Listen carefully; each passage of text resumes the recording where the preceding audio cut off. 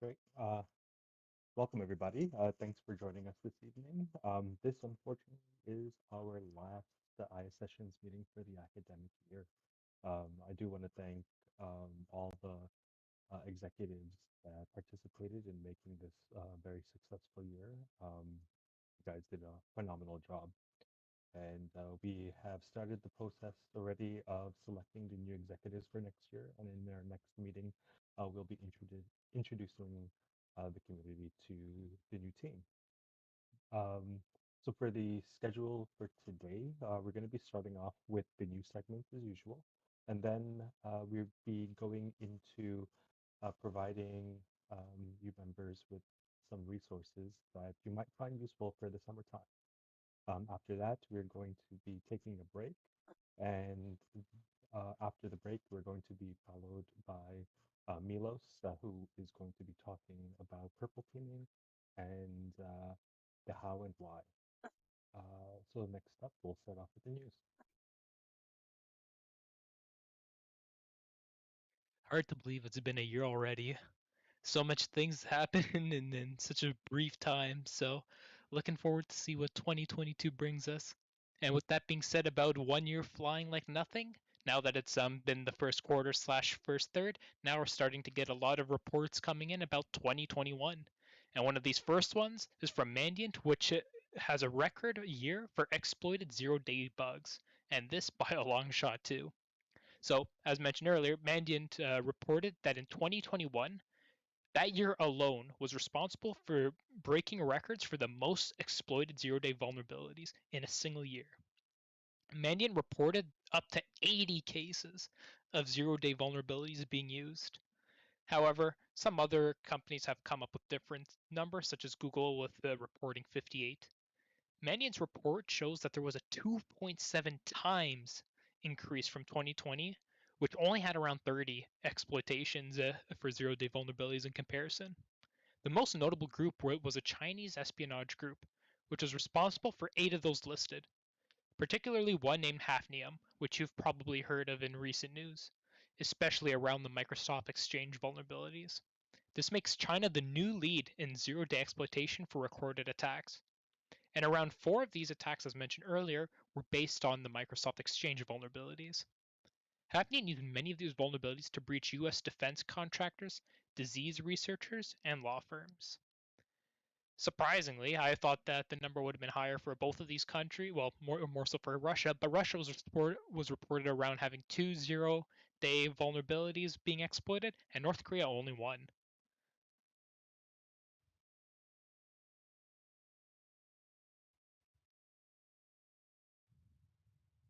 Okay.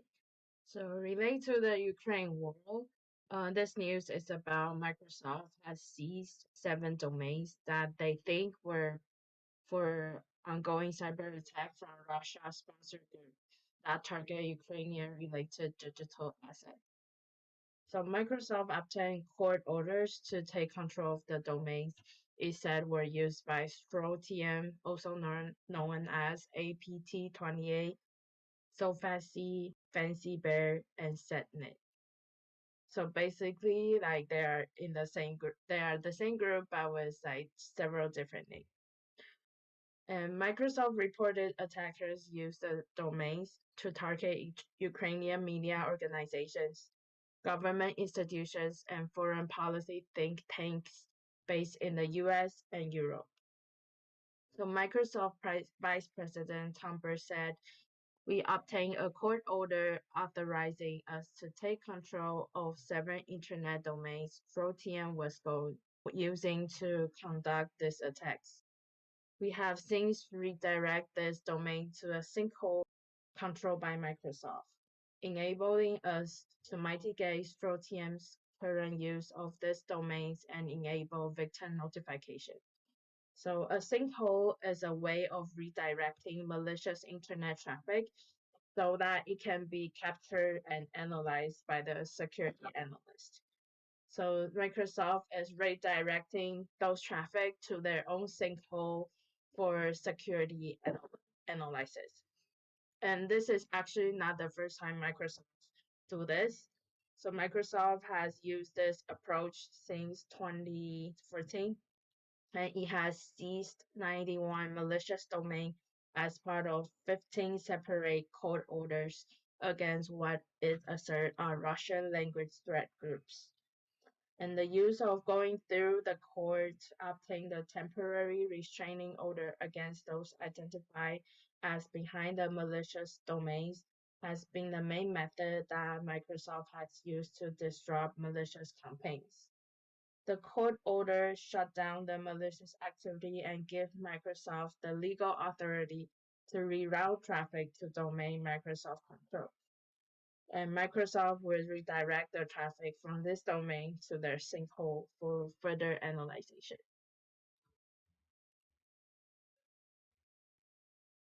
So thank you, Chilin. To talk on to what Christian talked about 0 days and how it's a crazy year for 2021. Um, for this one, Apple rushes out to patch for 2 0-day threatening iOS and Mac OS users. Currently, Apple is on track to meet or even break their last year's tally of 12 0-day attacks this year. Recently, Apple released two fixes for two critical 0-day vulnerabilities on Apple products, and the vulnerabilities were called CVE 2022 and then a unique number followed by that. To give some context on a 0-day vulnerability, it's pretty much a flaw, typically an unknown exploit that exposes software or hardware that can create problems. Most of the time, 0 days aren't detected at first. It's called a 0 day because it gives the developers 0 days to fix the patch. What the first 0 day gave the hackers the ability to execute malicious code off of the kernel, which is the most sensitive region of the OS. The second 0 day vulnerability led to disclosure of the kernel memory. Apple has provided bare bones of these vulnerabilities on their website, stating Apple is aware of the report, but this issue may have been actively exploited. Which honestly to me isn't a lot to the users as it provides little to no useful information on this exploit. These vulnerabilities are the fourth and fifth 0 day Apple's, or hold on, let me reset that, are the fourth and fifth 0 day that Apple has fixed this year, which is kind of crazy that last year they had 12 0 day vulnerabilities, and a couple months into the year, we're already halfway to beating their record from last year.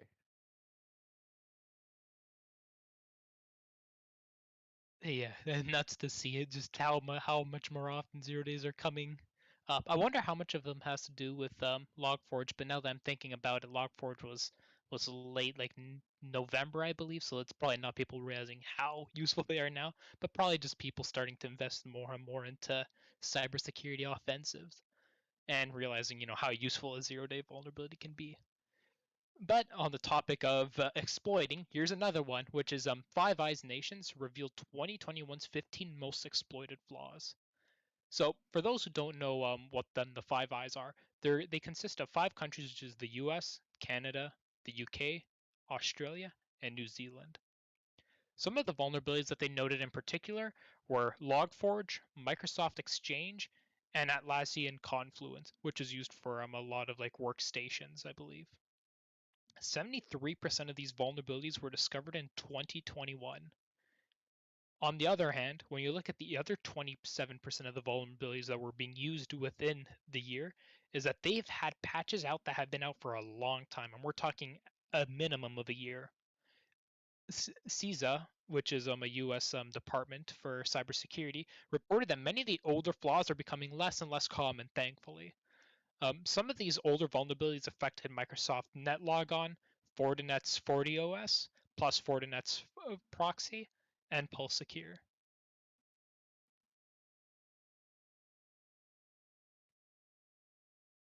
Thank you, Christian. And so this news is about threat actors target Office 365 and Google Workspace in a new campaign, which use a legitimate domain associated with a road safety center in Moscow to send message. So research have found that attackers are spoofing voice message notification from WhatsApp in a malicious phishing campaign that use a legitimate domain to spread and enforce stealing malware. And the attackers targeting Office 365 and Google Workspace accounts using email sent from domain associated with the Center for Road Safety and entity believed to reside within the Moscow Russian region.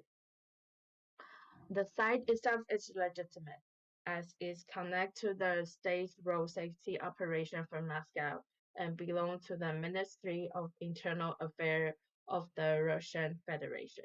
So basically, the domain is legitimate.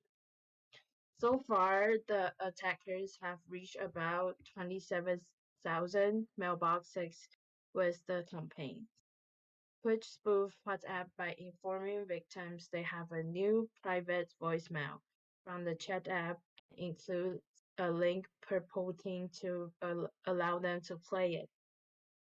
And research said the attack is targeted organizations include healthcare, education, and retail. And while the campaign appears to be focused on customer rather than business, it could be a threat for corporate networks if victims take the bait and the malware is installed.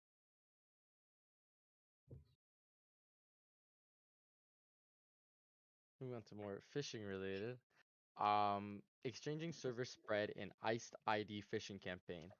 Pretty much a banking Trojan called Iced ID is back again with their phishing campaign that compromised Microsoft Exchange servers to send out emails that appeared to be legit from actual accounts.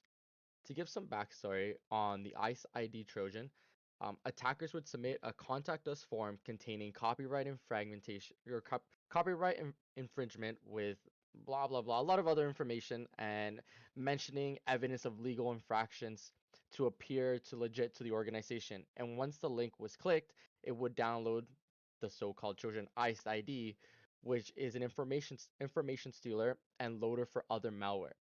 This Trojan has evolved from what it used to be, where it would use Office documents to upload malware, to now using ISO files with a Windows LNK file and a DDL file. Pretty much, this lets the threat actor bypass mark of web controls. Previously, the Trojan would come with an attached password-protected zip archive that contains macros that enable Office documents, which would also lead to enabling the Trojan installer. IBM was the first to discover this Trojan back in 2017, as typically this Trojan would target banks, credit card providers, mobile service providers, and many more.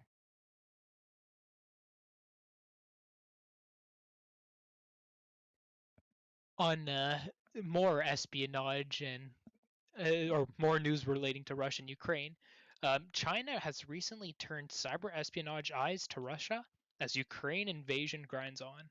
A Chinese government-sponsored threat actor group known as Bronze President has allegedly deployed malware on computers belonging to Russian officials. And we'll get into what makes this so interesting in a little bit. But for those who don't know Bronze President, you might have heard them from their other names, such as Honeymite, Mustang Panda, and Red Lich. SecureWorks Counter Threat Unit was the group of researchers that discovered this malware and this intelligence. They say that many governments, not even just China, but many governments throughout the world, have started to use many of their cyber capabilities to discover intelligence relating to political ambitions, and many of them believe that this is because of the unexpected war against Ukraine from Russia. So now they want to make sure that they can keep their eyes ahead on pretty much just the international community as we've entered in this really unprecedented time. Something that's also interesting to note, as mentioned earlier, is that China has claimed neutrality on the Ukraine/Russia war, but has also been very outspoken against the sanctions against Russia. So this is what makes kind of this new news a little bit surprising, especially when it seems a little bit aggressive. The attacks are believed to be targeted as the malware file names have been using Russian names and departments. So it's not like they just accidentally, downloaded something and then all of a sudden have a state-sponsored group on them. It seems like this was deliberately sent towards these individuals. The malware took advantage of Windows' default settings of not showing the extensions, and they used that to their advantage by disguising the executable icon as like a PDF icon, so maybe like Adobe or Edge if you have that. So that way when you click on it and you don't see extensions, it just looks like a PDF program, when in fact it's actually executable malware. After being run, the malware uses a DLL search order hijack to run the malware, ultimately deploying a remote access Trojan known as PlugX. what we'll see in terms of future updates regarding the international cyber government thing. Well, we'll only the future can tell. So more on the report side than the news. So this report has shown a full 89% of organizations experience one or more successful email breaches during the previous 12 months, translating into big time cost. So according to a survey of business customers using Microsoft 365 for email commissioned by Siren and conducted by Osterman Research, it shows that security team managers are most concerned that current email security solutions do not block serious inbound threat, particular ransomware, which requires time for response and remediation by the security team before dangerous threats are triggered by users. And according to the report, 89% of the organization experienced one or more successful email breach type during the previous 12 months, as I said before, and the number of email breaches per year has almost doubled since 2019. Most of them due to successful phishing attacks that compromise Microsoft 365 credentials. And that actually happened when I was doing my co-op. So once one phishing attack has successfully get to a person, and that person will get more phishing emails. And back to the news. So overall, according to the survey, successful ransomware attacks have increased by 71% in the last 3 years. Microsoft 365 credential compromise increased by 49% and successful phishing attack increased by 44%. Although user training on email threats is now offered in most companies, the employees do not receive verdict from security professionals. Thus, it is difficult for the employees to determine the malicious of reported message. The firm conclude that this kind of holes and ineffective defense in general translate into major costs for organizations.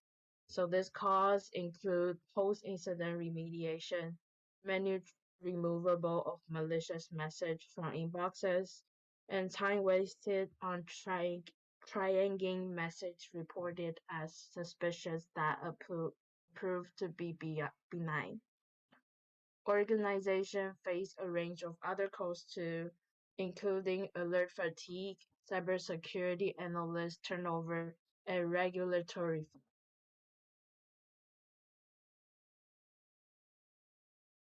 Awesome. Thank you, Chilin and Christian. And for final news, this one I found kind of funny because of the movie Borat.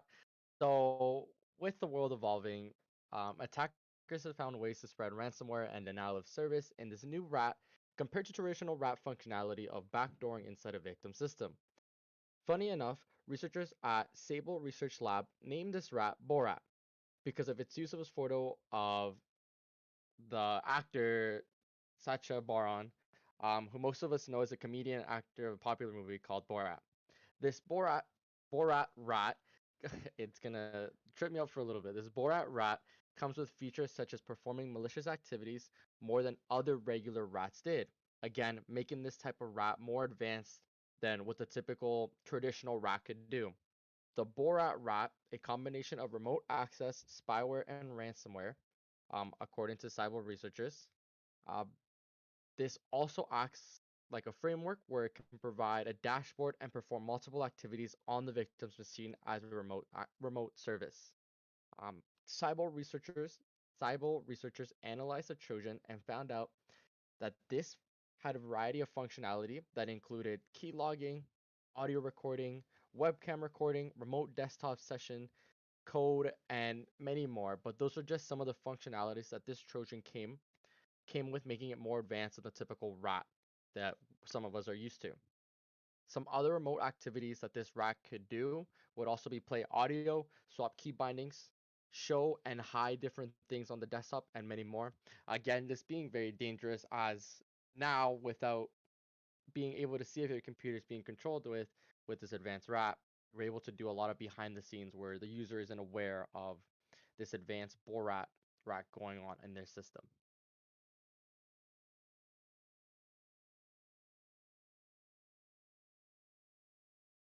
Awesome. Thank you, guys.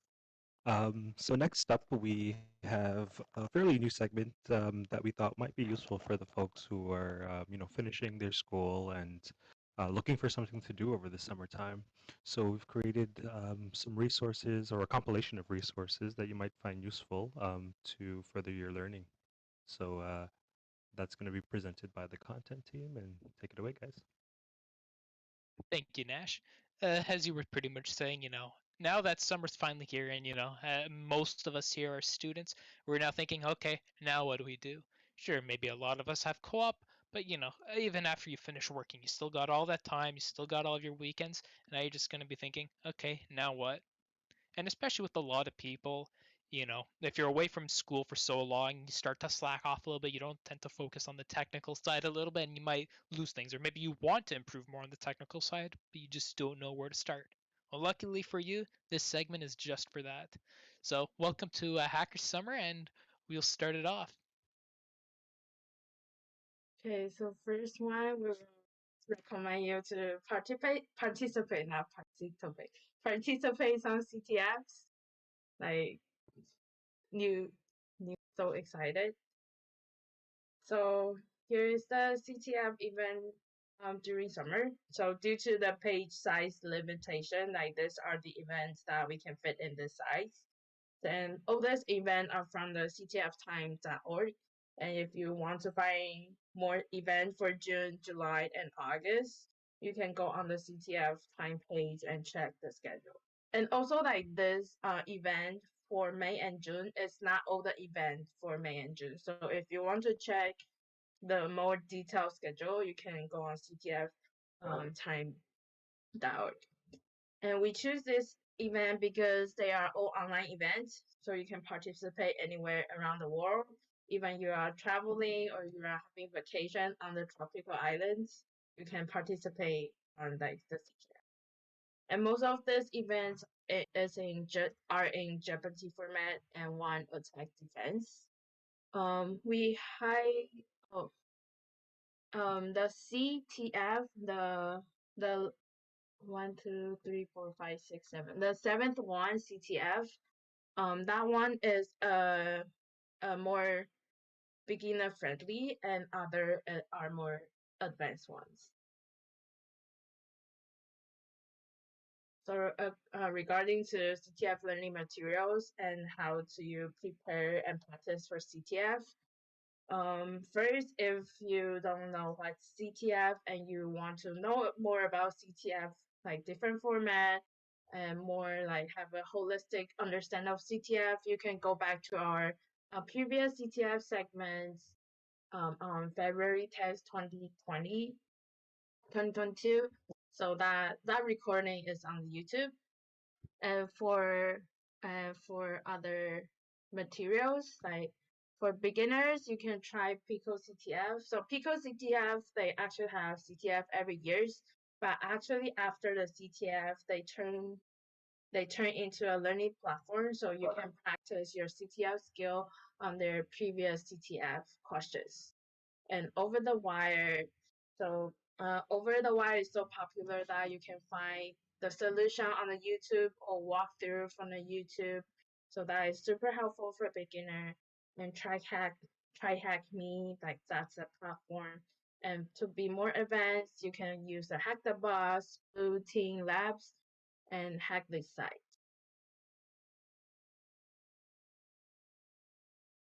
And how to find your CTF groups. So if you're looking for people to participate the CTF with you, you can use the CTF page under the InfoSec section in our survey to ask around. And sometimes people is recruiting for their CTF team on that page too. So the CTF page can help on either you are looking for a team or looking for people to join your team. Okay. Thank you, Chilin. So, for something that's more on the creative side, I'll be introducing you to projects.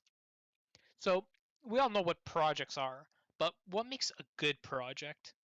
In my opinion, well, this is just entirely my opinion, anyways, but pretty much I think that there's like four things that you should follow. So the first thing is have a set of end objectives, not necessarily what you want the project to be at the end.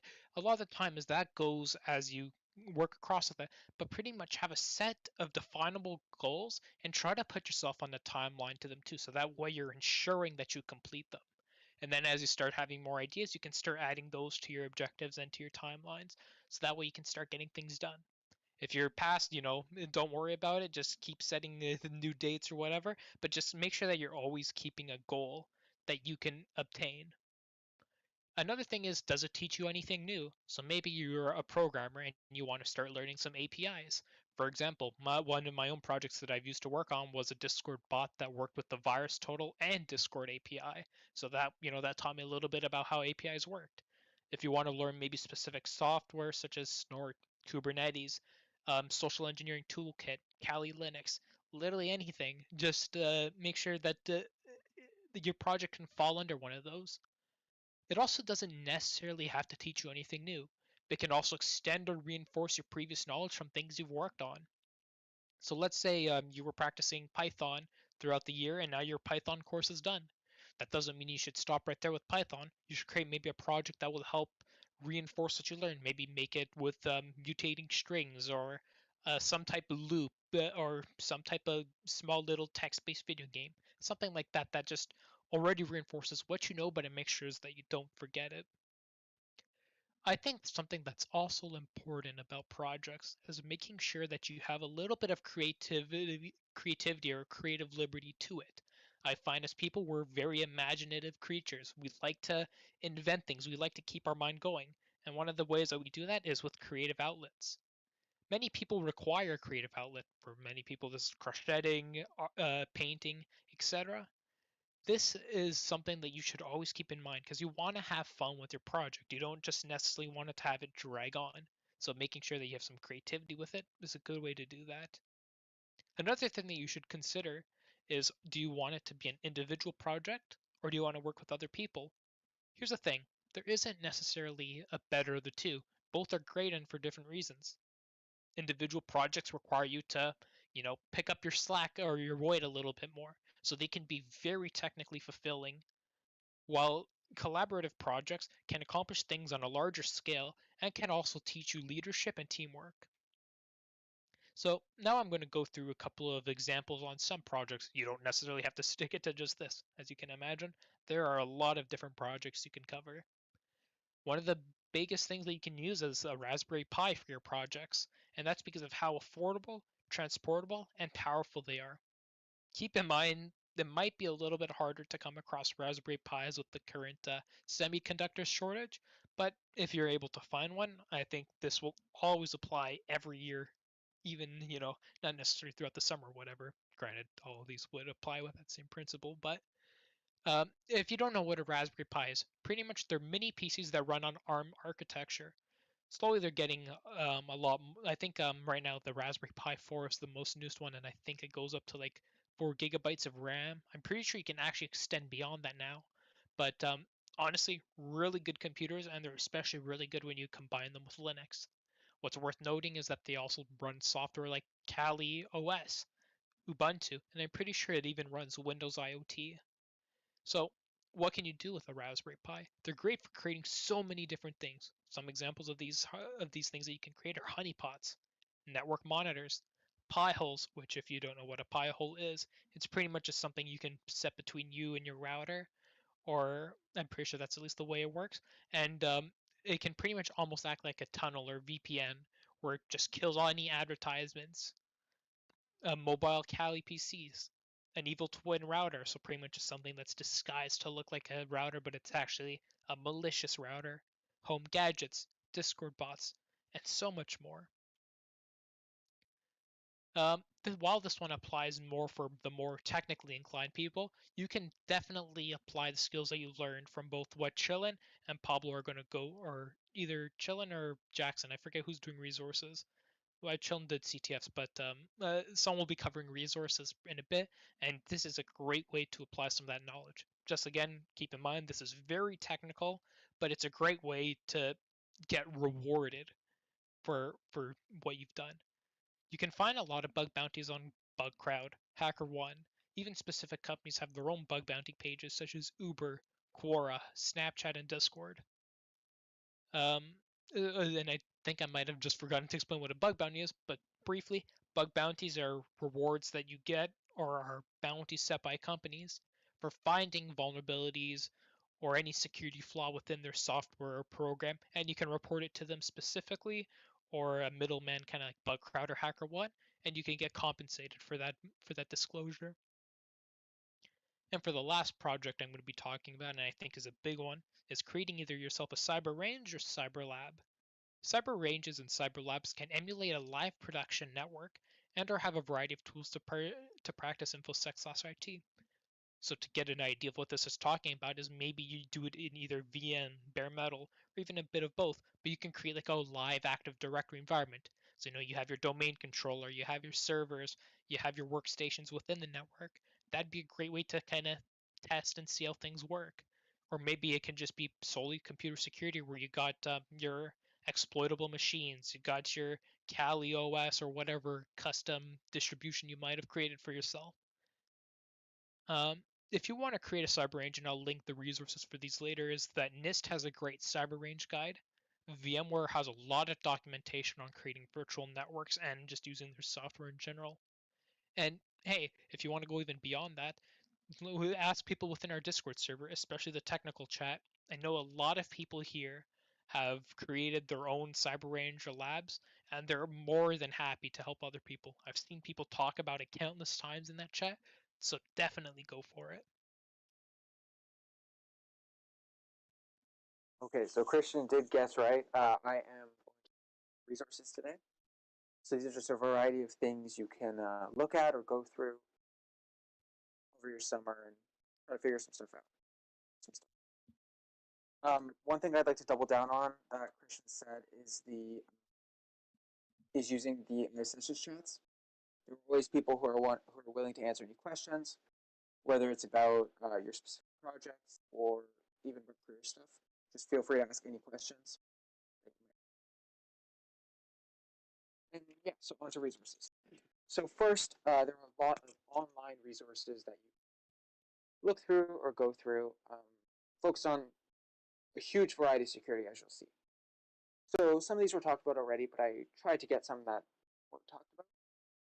So for example, there's Try Hack Me, Blue Team Labs, Portswigger, Hack the Box, BugCrowd University, SANS, Cyber Aces Online, Cybrary, 21, Code Wars, the MITRE ATT&CK Framework, Trace Labs, and Let's Defend.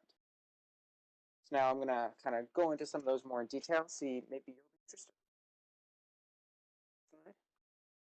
So Try Hack Me, that's the one I haven't used all of these, but I've done my research and I've talked to some people who've used them. So first off is Try Hack Me. I'd say it's a great beginner website. I've mostly done their courses, so a lot of the time it's around a specific thing, and you can open up a box, and there will be some kind of like hands-on examples for whatever you're learning. There's a lot of them are. I find a lot of them are mostly focused on offensive security, but they also have a course on defensive security, and they have one kind of like a beginner security course. So it's a great website if you just want to go through some modules and learn a few new things. This next one I actually only found out about recently, but I really want to try working on it this summer. So it's called Blue Team Labs. So it is, as you might guess from the name, a lot more focused on defensive, like blue team scenarios. So how it works is there are a bunch of lab scenarios that are focused on blue team activities. So these are your kind of incident response or forensics investigations. So it's like you kind of get to look at a system and you're trying to figure out what happened. And for some of them that are maybe a little more advanced, you actually try to respond to these incidents as they happen. So that's a cool way to get some hands-on experience with this kind of stuff. Next one is Portsriver Academy. So this one focuses on web application security, which is basically learning about different vulnerabilities and how to mitigate or exploit them. If anyone in second year right now wants to prepare for secure software development, this is probably a good resource. That's a third year course. And if you're just interested in web application security at all, probably a good thing to check out. The next one is Hack the Box. This is a pretty cool one, but I always found it more on the difficult side. So basically, it's a place to test your offensive security skills on basically boxes. So how it works is you download or access a box, which is kind of like a system that you're going to try to hack into for a specific thing.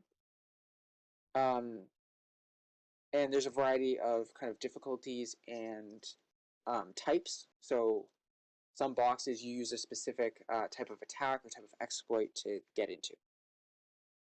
Okay, next slide. Going to talk about some more.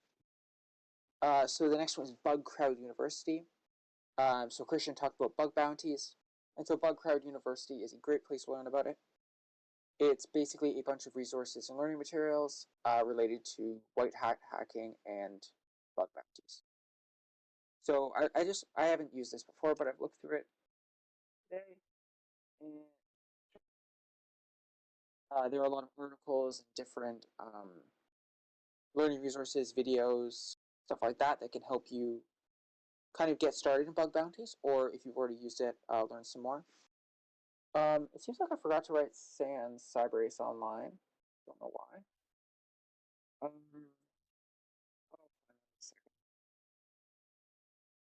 The next is Cybrary, which is a large catalog of cybersecurity courses that include virtual labs and certification preparations. This is one of the only ones I put here that's actually a catalog kind of thing. So if you just go through there, you can probably find some courses that next one is Code Wars, which is, to put it simply, coding practice. Will help you train variety of languages, skill level.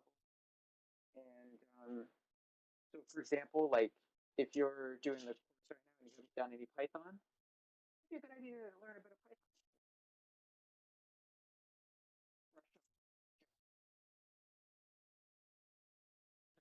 Coding language is always good to work on. The next one is one of the only ones that isn't super interactive, like you're not going through and doing something. Super valuable nonetheless. So it's called the MITRE ATT&CK framework. So it is a framework for cyber attacks. Basically lays out the different steps in an attack. So starting with how they might do reconnaissance. The attacker might do reconnaissance against your system. Or how they may exploit, or how they might do data exfiltration. And for each of these methods, there are different sub-methods that you can read about in different and basically it can help figure out ways that you can detect or defend against these different methods and the different steps. So that's super useful, even if you want to focus more on offensive security, maybe kind of give you some ideas on how to actually set up your attack if it's a long one. Next one is Trace Labs, which I actually found kind of cool. It was actually started, I believe, after a missing persons case, where, as you know, OSINT, which is open source intelligence. Yes, open source intelligence. So where they created this website to gather open source intelligence, which is basically publicly available knowledge. So stuff on social media, on news, on other things like that. And so basically the idea is that people can use this and use fully public intelligence to help with cases such as missing persons. So it actually started with a missing persons case where they got together and made this website.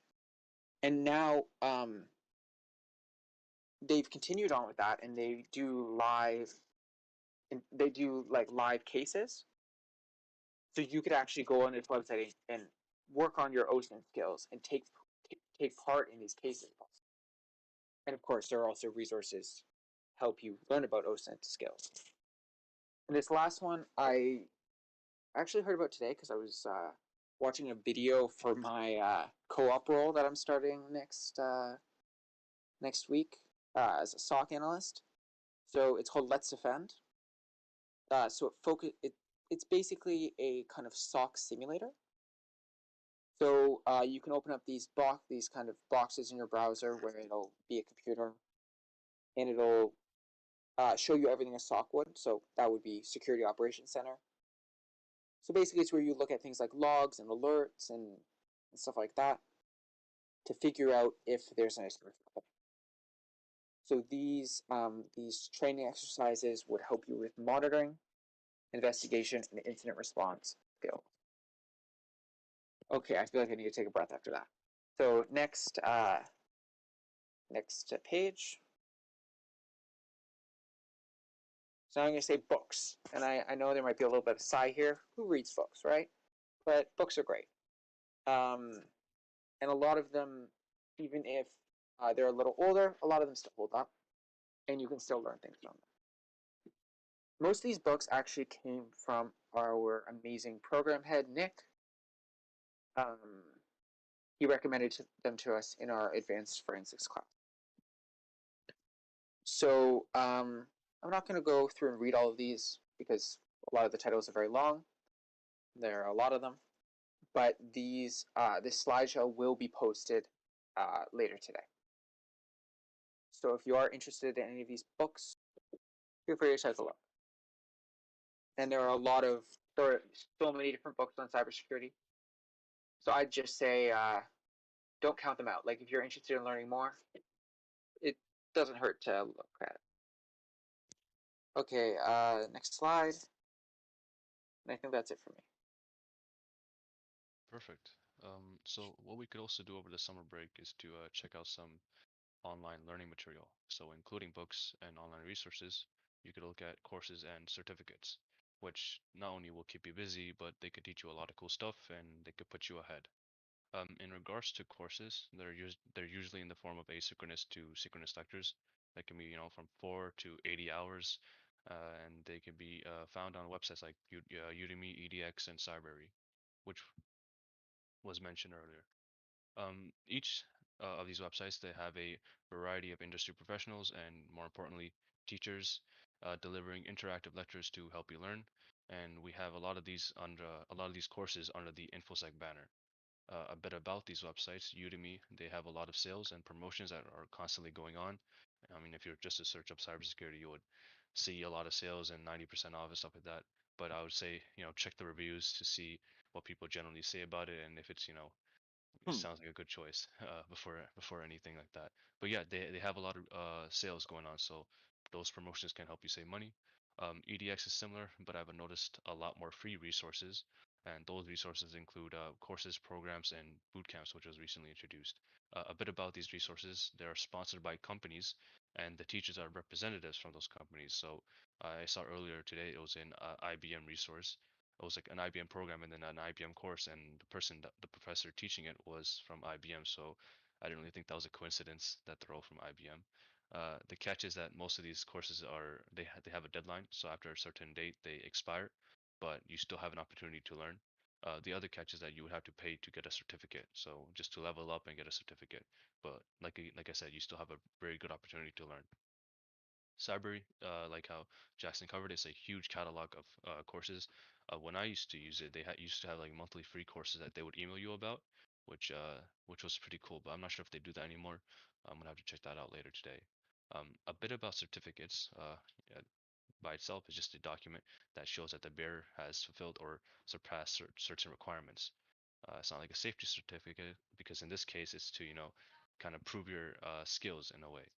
But and specifically for InfoSec certs, you'll be looking at the cybersecurity practices, and these certificates, they affirm your abilities and they help you to be a more attractive candidate in the job force. Um, and because there are a lot available, you could also take advantage of the entry level certificates to industry grade certificates. And just by example, I would say the leading one would be the CISSP. which has many requirements. So I don't think any entry guy would go for that. In regards to some entry level resource that one of our previous execs actually used, it's on the screen. There's the Ignorance Security. Uh, Gem actually did one of the certificates that was provided. It was the junior junior junior pen testing certificates, the EJPT. He The special thing about those certs is that they're scenario-based exams to prove your skill instead of studying from a textbook. And there's also training and um, there's also training provided for extra cost. It may be worth checking out some of these courses and certificates over the summer, especially if you want to hone your skills and learn some new stuff. And if you're in school, it'll help you get an edge over your classmates. And these practical experiences, they can take you further than some of the theory that you learn, and hopefully it helps you out.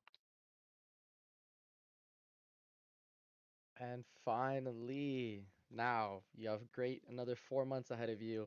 We know you guys are crazy hackers, and I know we're gonna see your name out there. But again, remember, have some leisure time for yourself. Don't obviously have some time for yourself. We want to make sure like you stay focused, you don't burn yourself out, especially early in the summer. So great things that I know I've been doing as I've been part of school is joining local group chats. So Facebook groups, Twitter groups, Reddit groups. It doesn't have to be about cybersecurity at all. It can just literally be about anything. I know I'm in a lot of communities, especially on Facebook when it comes to dogs or just like cars around my area. Another thing I like to do, especially in the summer, is stay in touch with my classmates. I know I've come really close with a lot of the guys and girls out there throughout Discord, and I know on LinkedIn. I already know a few of you have actually reached out to me when we did our How to Network segment.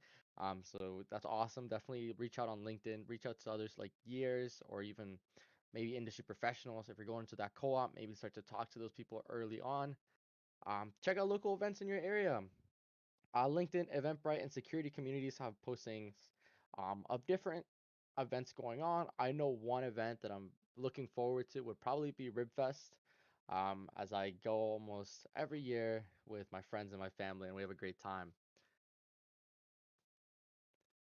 Next, obviously, we care about physical health.